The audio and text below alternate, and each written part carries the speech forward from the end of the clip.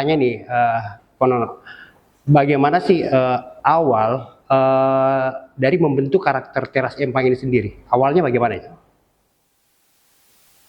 Ya, kalau saya sih sebenarnya awal itu cuma faktor keberanian. Jadi di sisi lain belum paham dan belum mengerti sama sekali yang namanya membuat suatu resto dengan gaya otodidak saja dan bagaimana caranya bisa sampai ke titik puncak.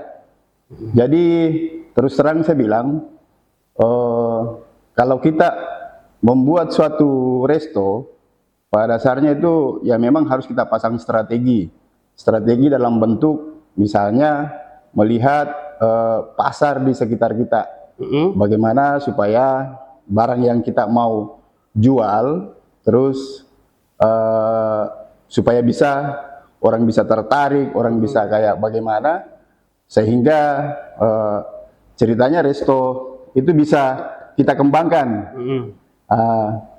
Jadi kalau menurut pengalaman saya, pada dasarnya kalau kita mau melakukan sesuatu, jadi kita harus betul-betul berani, karena saya mengambil atau menarik diri ke diri saya sendiri bahwa pada awalnya saya melakukan sesuatu, membuat suatu usaha,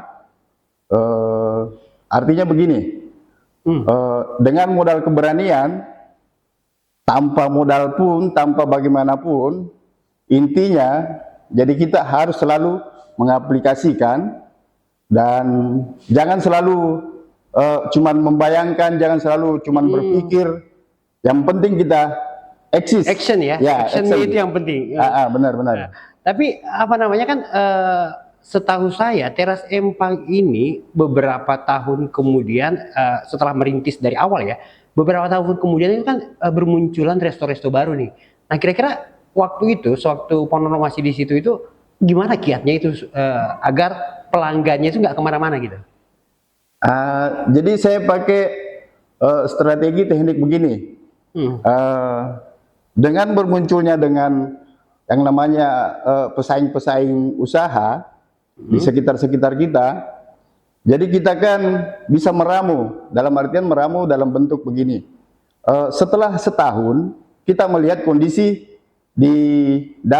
misalnya di Teras Empang, terus apa-apa sih sebetulnya yang kita bisa maksudnya untuk istilahnya untuk dikembangkan lagi, misalnya setelah setahun kita munculkan pembangunan baru. Oh, ada update gitu. Betul. Jadi di sisi lain pengunjung tidak merasa bosan. Oh iya. Jadi kalau seperti yang pengalaman saya, bahwa setelah Teras Empang itu berjalan setahun, muncullah pesaing-pesaing. Dalam artian kita melihat di sekitar kita, oh ternyata di sekitar kita orang bersaing dengan secara sehat, tapi dalam artian kita selalu update bagaimana caranya usaha kita tetap akan berkembang terus.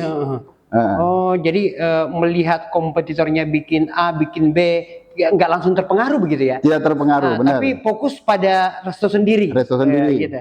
Oke. Nah, seperti yang kita ketahui bahwasanya bukan hanya Teras Empang yang berada yang berhasil Ponono kelola ya. Tapi juga ada kemudian Teras Malino di Malino, dan yang terakhir yang paling anyar yang lagi viral di Goa Malino ini adalah Patiroang. Ini bagaimana kira-kira tiba-tiba dapat ide untuk memulai sesuatu yang baru di Malino itu? Ya, ini paling menarik sekali sebetulnya. Jadi setelah saya mungkin berjalan sekitar kurang lebih dari 8 tahun atau mungkin 6-7 tahun lah. Mungkin saya berada di Parepare di Teras Empang. Tapi saya terus terang bahwa di Malino itu punya potensi. Dan saya cuman tidak asal-asalan. Dalam artian begini, setiap setahun saya selalu ke Malino. Terus dalam artian sambil pergi ketemu dengan silaturahmi dengan keluarga istri saya, di sisi lain saya melihat prospek potensi yang ada di sana. Jadi potensi yang ada yang saya lihat di sana kan daerah wisata, boleh dikata daerah kunjungan. Dan itu pun terus terang saya bilang, saya pakai pikiran saya dan tetap saya pakai otak kanan saya. Otak kanan saya itu berpikir bahwa ini tempat sangat berpotensi. Jadi akhirnya saya bertindak dan tidak berpikir lagi dan tidak menghayal, tidak bermimpi. Jadi saya bertindak, melakukan sesuatu, mencari lokasi, terus lokasi yang strategis di sekitar daerah kota-kota Malino, dan saya dapatkan, alhamdulillah, dan itu pun artinya kan rumah tidak berpotensi sama sekali untuk dibuat usaha. Ya, betul sekali. Karena posisi teras Malino, terus terang saya bilang, itu tidak kelihatan dari depan, tapi yang kelihatan di belakang. Apa yang saya lihat itu hari.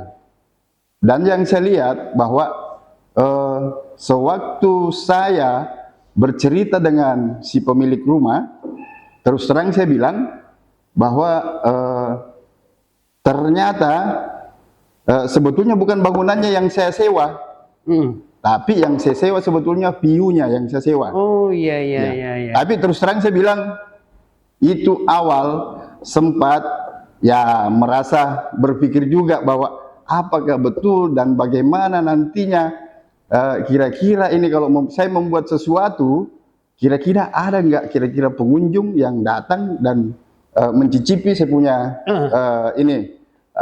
menu.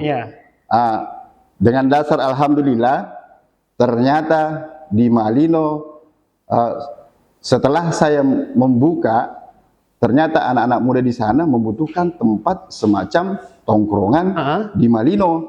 Betul. Ya, alhamdulillah saya berjalan dari tahun ke tahun dan sampai sekarang masih tetap bertahan, alhamdulillah teras Malino. Dan setelah itu saya mencari sesuatu, mencari lokasi yang berpotensi lagi. Jadi sehingga saya mendapatkanlah lokasi di Patiroang. Ini. Ya. Dan ternyata yang Patiroang ini sampai sekarang pengunjungnya itu menurut data dari Dinas Pariwisata setempat itu terus mengalami kenaikan setiap tahunnya ya. Alhamdulillah. Nah ini yang sebenarnya sempat terdengar kabar juga bahwa banyak yang pesimis ketika Puan Nono itu memilih membuat kopi shop di yang Teras Malino ini. Kenapa? Karena yang seperti kata Puan Nono tadi, lokasinya yang dari depan itu sepertinya memang lebih ke hidden game ya. Kenapa? Karena memang tersembunyi. Ya, tersembunyi. Dan setelah itu ternyata di sekitar tempat itu tidak ada satupun kopi shop yang lebih dekat di lokasi hutan Malino itu. Kira-kira bagaimana dengan menghadapi sikap pesimis seperti itu? Kalau sebenarnya bahwa tidak ada, sebelumnya saya masuk memang sudah ada beberapa yang membuat yang namanya coffee shop. Oh, ada. Tapi sebelum saya melakukan, otomatis kan saya survei dan melihat, dan sempat saya datangi seluruh yang namanya warung-warung kopi di Malino dan mencicipi. Oh ternyata rasa kopi begini di sini, oh rasa kopi begini di sini. Iya. Nah, jadi di sana itu ada sekitar berapa titik yang membuat yang namanya warung kopi atau coffee shop yang di Malino. Tapi dengan masuknya saya, alhamdulillah dengan saya menjual dengan suasana, dengan rasa kopi juga yang khas, akhirnya ya boleh dikata Teras Malino sampai bisa bertahan. Oh, karena ada keunikan juga begitu ya dari rasa. Kabarnya pernah sempat juga mengenalkan produk lokal, itu gimana ceritanya itu? Kalau produk lokal sih sebetulnya ada beberapa memang yang saya harus angkat.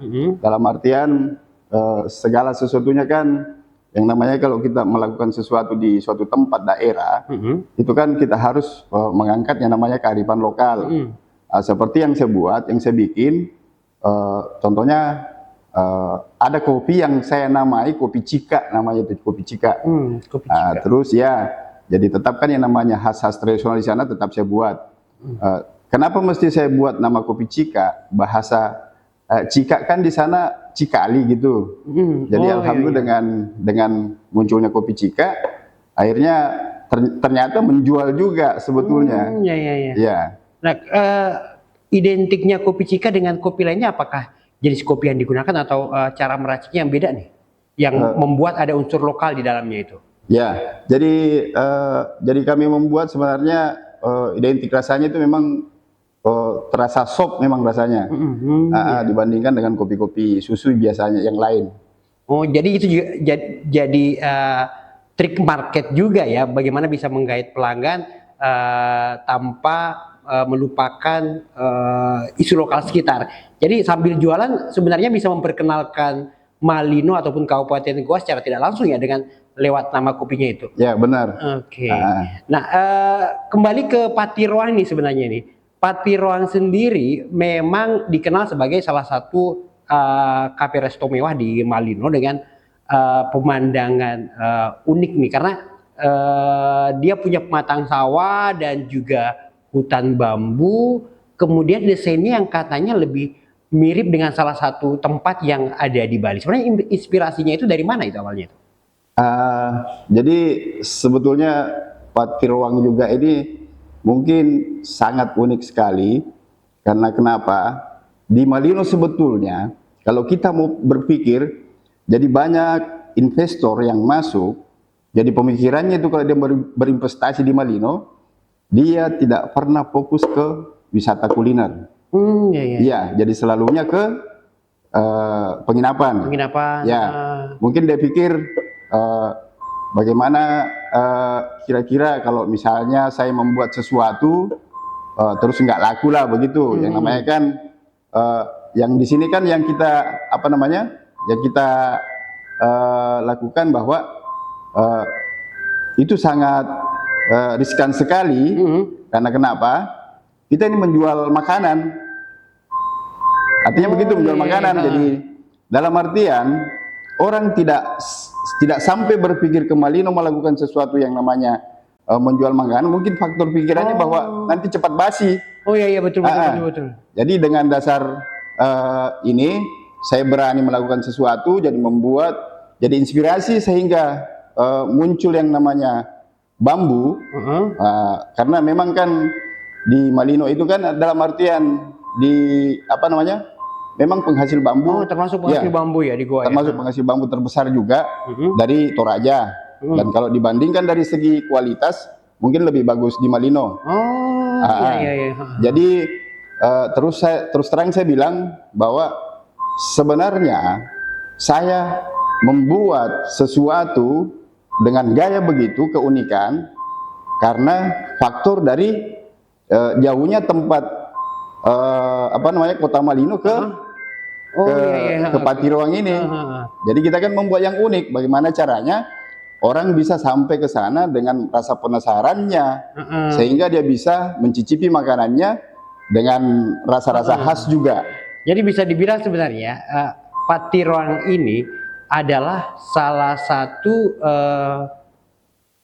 resto yang diusung lebih mirip tempat wisata. Alhamdulillah.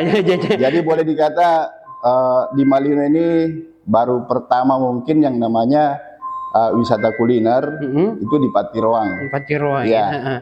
Nah, kan kemarin itu kalau soal pemandangan oke lah, ini luar biasa banget ini Patiroang ini. Tapi kira-kira selain lokasi pemandangan yang luar biasa cantik ini, menu makanan sendiri yang sebenarnya bisa mengajak atau memaksa orang harus ke sana itu apa kira-kira? Apakah memang Patiroang ini punya menu andalan yang hanya bisa didapatkan di Patiroang saja nih? Ya, jadi terus terang saya bilang memang kita mengacu ke tradisional di sana.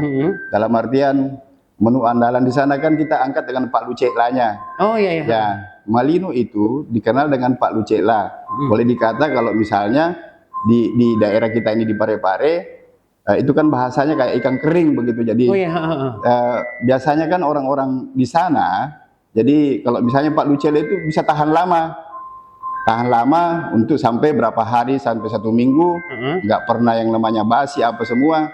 Jadi itulah yang ciri khas yang kita angkat di sana, bagaimana supaya Pak Lucek-la terangkat di resto Patiroang dan bisa terangkat di Malino. Jadi istilahnya identik banget dengan Malino dengan menu Pak Lucek-la ini. Iya. Tapi kalau sebenarnya di tempat lain ada juga sih ya. Ada beberapa sih, Ada, contohnya kan di pasar-pasar ada, tapi untuk pengolahan untuk menjadi yang untuk dikonsumsi kan itu kan kita proses juga. Iya. Tapi bahan baku kan cuman ya kita beli ikan dengan bentuk seekor, 2 ekor, tapi itu kan cuman orang biasanya langsung digoreng, tapi kita kan kalau di Patiruang itu diproses, jadi itu seperti ada kelapanya, ada apa ininya. Ya. Betul sekali. Nah, baik, yang terakhir Ponono, kira-kira ini kan kita lihat banyak sekali resto-resto baru yang bermunculan di Sulawesi Selatan, khususnya di Parepare, di Makassar, di Goa bahkan. Nah, tapi kita lihat banyak yang daripada pengusaha-pengusaha resto pemula ini yang berguguran nih. Kira-kira ada tips tidak untuk mereka, mengingat bisa dibilang Ponono ini sudah bisa nih ngasih wejangan mengenai resto ini sendiri setelah kita lihat bagaimana Teras Empang dan kemudian juga Teras Malino dan yang terakhir Patiruang ini berkembang luar biasa nih. Kira-kira ada tips nggak nih Ponono? Kalau menurut saya sih sebenarnya tips dalam artian itu ya selalu kita mempertahankan namanya bentuk pelayanannya, bentuk rasanya. Terus di sisi lain yang penting sebetulnya bagaimana caranya supaya orang tidak merasa bosan. Jadi selalu harus bermunculan yang namanya bangunan-bangunan baru atau apakah direnovasi sampai misalnya sudah berumur 2-3 tahun. Harusnya kita buat renovasi supaya orang kan bisa melihat pemandangan baru lagi. Iya. Jadi itu kalau menurut saya sih sebetulnya. Oke, jadi memang harus diperhatikan update dan upgrade-nya ya. Ya, jadi betul-betul kita harus update terus. Pelayanan maksimal, terus rasa dipertahankan. Rasa dipertahankan. Oh, itu yang Insya Allah akan bertahan. Oke.